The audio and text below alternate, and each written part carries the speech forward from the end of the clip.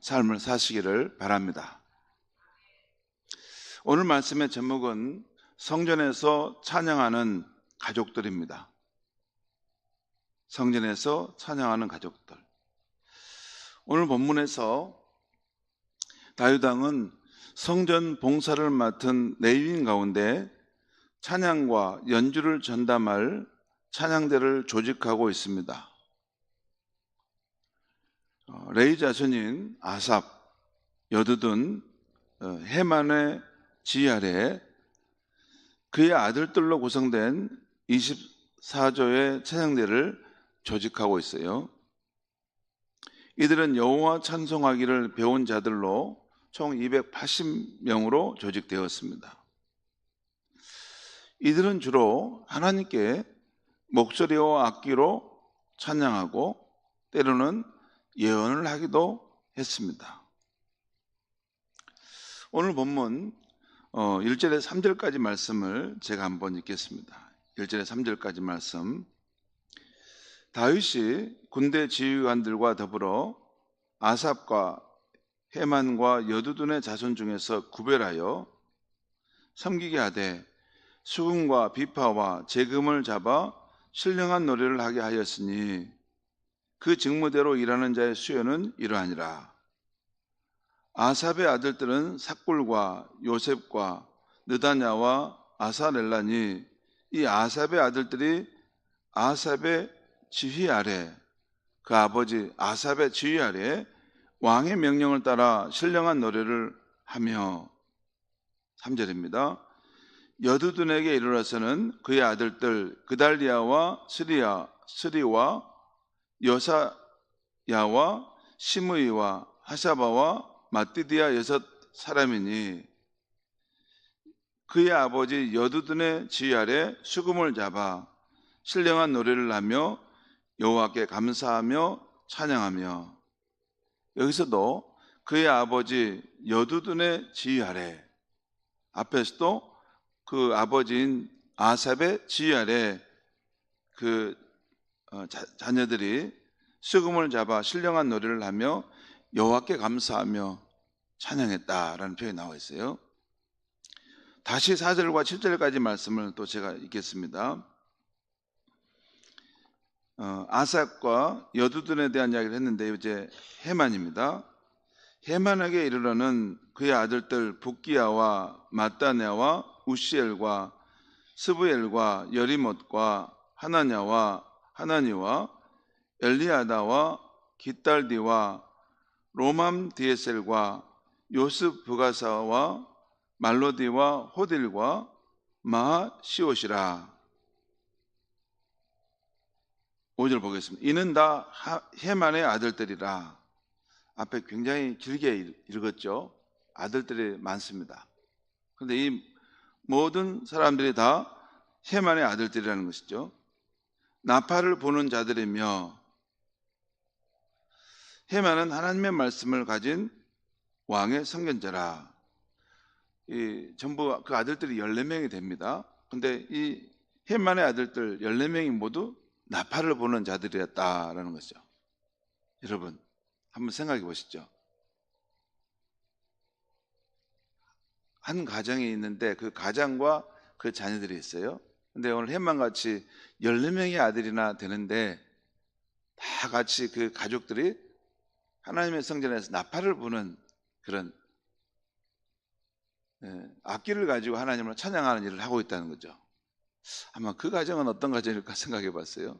아마 집에서도 그 서로 악기를 맞추고 조율하겠죠. 서로 이렇게 얘들아 이거 한번 맞춰보자. 오늘 저녁에 있는 우리 찬양대 모임 있는데 우리 같이 먼저 한번 우리 악기를 한번 서로 맞춰보고 연주해보자. 아마 그랬을 것 같아요. 그러니까 우리 가정에 보면 그 플룻이나 또 바이올린 또 기타 뭐 이런 다양한 이런 악기들을 가지고 이렇게 연주하는 가정들이 있지 않습니까? 그랬다는 것이죠. 그런데 헤만은 하나님의 말씀을 가진 왕의 선견자다. 그러니까 헤만은 특별히 하나님의 말씀과 이렇게 가까이 있었고 그 말씀을 깨닫고 전하는 사람이었다는 거죠. 5절로 그 다음에 읽겠습니다. 하나님이 헤만에게 14아들과 3딸을 주셨더라. 6절입니다. 이들이 다 그들의 아버지의 지휘 아래 재금과 비파와 수금을 잡아 여호와의 전에서 노래하여 하나님의 전을 섬겼으며, 참 이 말씀을 가만히 무심코 지나가 버리면 아무 의미가 없지만 하나님께서 이 헤만의 삶을 축복해 주셨다는 것을 알 수 있어요. 뭐냐면 그에게 자녀들이 많았다는 것이에요. 아들이 14명이고 딸도 3명이 있었다는 거죠. 그런데 그 자녀들이 전부 다 하나님의 성전에서 노래하고 또 하나님의 성전에서 섬기는 일을 했다는 것이에요. 우리는 핵가족이어가지고 뭐 1명, 2명만 이렇게 낳고 사는데, 옛날에는 자식이 많으면 그것이 그렇게 번창하는 것이고 하나님이 주신 축복이었습니다. 농경사회에서는. 그러니까 자식이 많은, 자식이 끊어지면 이게 참 슬프게 봤고, 자식이 많으면 야곱이 하나님의 축복을 받을 때 12명의 자식을 얻지 않습니까? 헤만은 보니까 14명의 아들을 얻었고 3명의 딸을 두었던 것이죠. 여기서 5절에 보면 하나님께서 헤만에게 14아들과 3딸을 주셨더라. 이 말은 하나님께서 그의 인생을 축복해 주셨다는 그런 의미입니다. 그리고 그 자녀들이 다 비파와 수금을 들고 여호와의 전에서 노래하며 하나님을 섬겼다라는 것이에요. 뭐 이런 내용으로 쭉 나와 있습니다. 자, 그리고 이들의 이 직무 순서는 큰 자나 작은 자나 스승이나 제자를 막론하고 차별 없이 제비를 뽑아 세워졌다라는 것이 오늘 본문에 쭉 나와 있습니다. 그리고 거기 이제 그 8절 이후에 8절 이후 쭉 나오는데, 이제 9절부터는 이제 그 첫째부터 24節까지 어떻게 사람들이 구성해서 세워졌는가 하는 이야기가 좀 나옵니다. 성도 여러분, 여러분은 오늘 본문 말씀을 어떻게 읽었는지 모르겠지만 저는 오늘 말씀을 보면서 영적으로 부러운 마음이 든 것이 있습니다.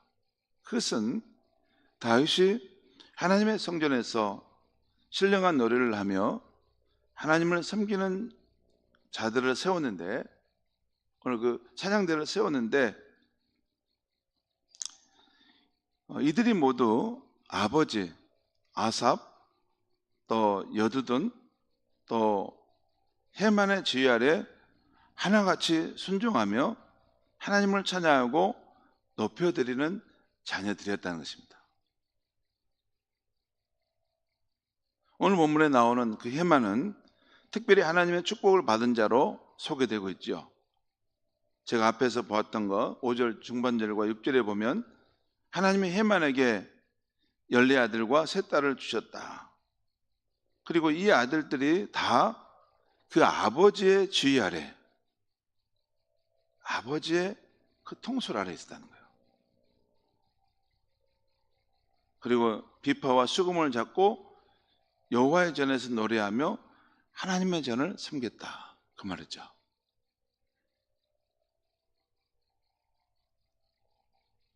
우리가 자식을 키워보지만 자식들이 우리를 따라서 이렇게 하나님의 성전을 떠나지 않고 그 하나님 성전을 섬기는 모습을 이렇게 나타낸다는 것은 쉽지 않죠.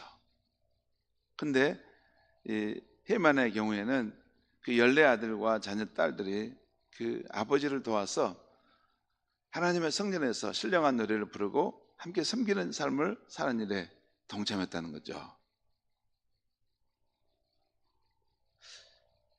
이 모습이 참 아름답고 참 너무 복된 가정이다라는 그런 생각을 해봤습니다.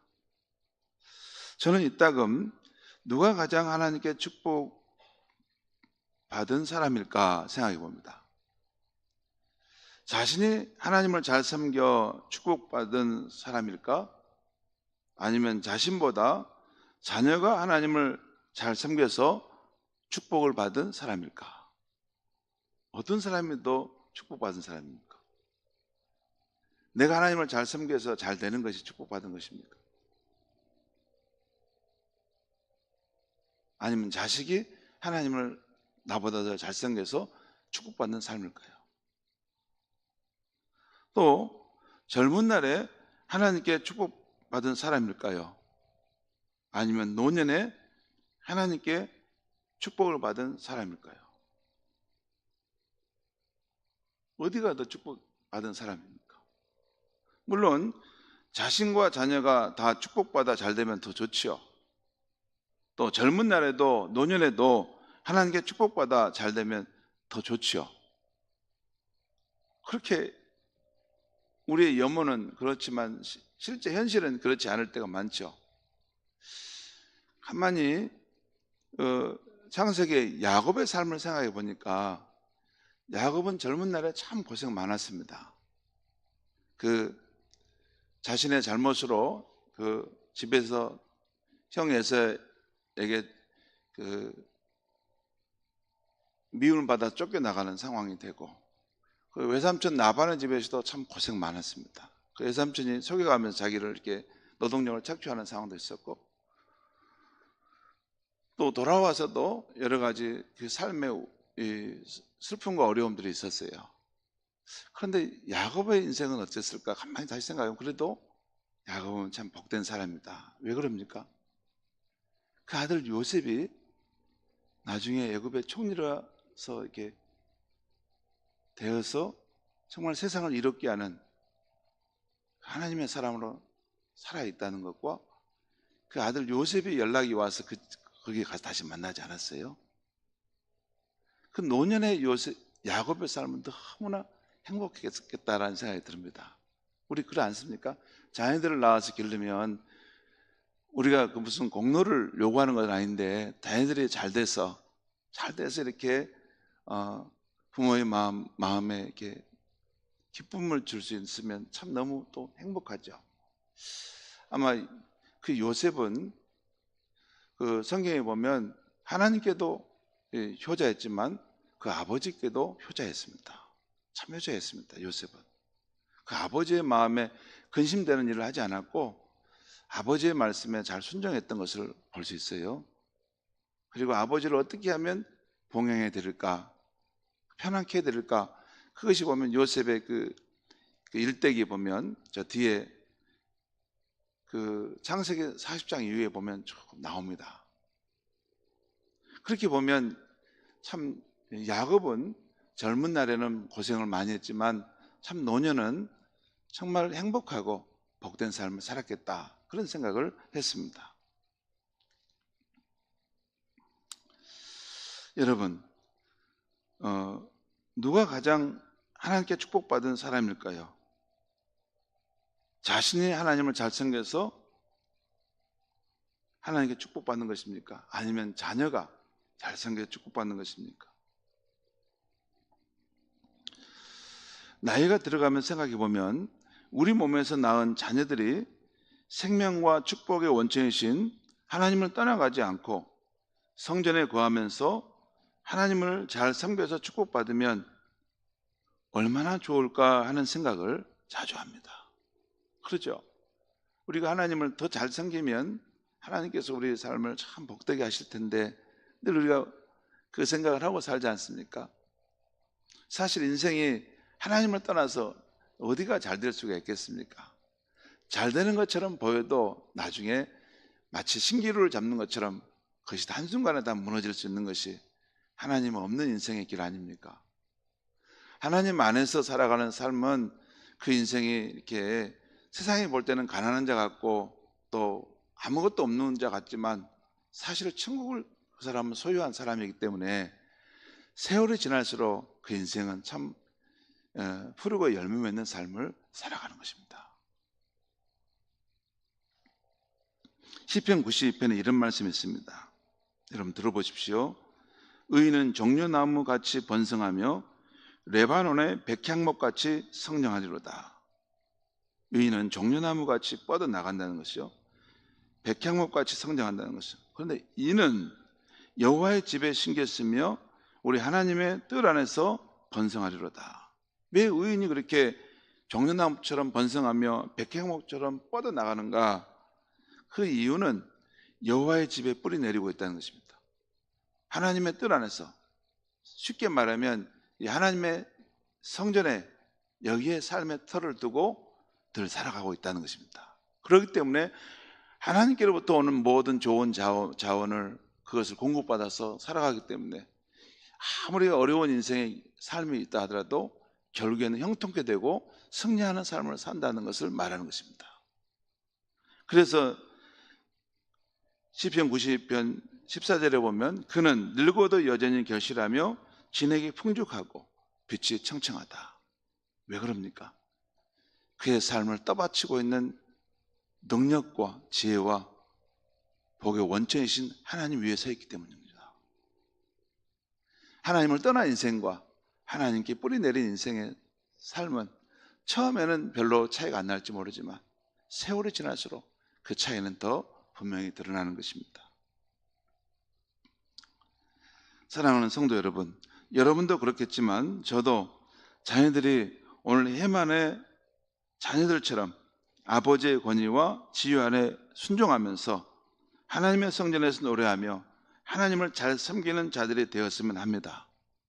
그러면 모든 자원과 축복의 원천이신 하나님께서 도와주심으로 결국 우리 자녀들이 형통케 되며 승리하는 인생을 살게 될 줄 믿습니다. 아무리 현실이 어려워도 이런 거룩한 소원을 포기하지 않기를 바랍니다. 그리고 우리 하나님께서 꼭 저와 여러분의 가정을, 우리 후손들을 많이 축복해 주시기를 주의 이름으로 축원합니다. 기도하겠습니다. 하나님 아버지, 오늘 아침에 성전에서 찬양하는 가족들, 특별히 아버지의 영적 권위 아래서 그 지도를 받아 순종하면서 하나님의 성전에서 찬양하며 하나님을 섬기는 복되고 아름다운 가정을 보았습니다.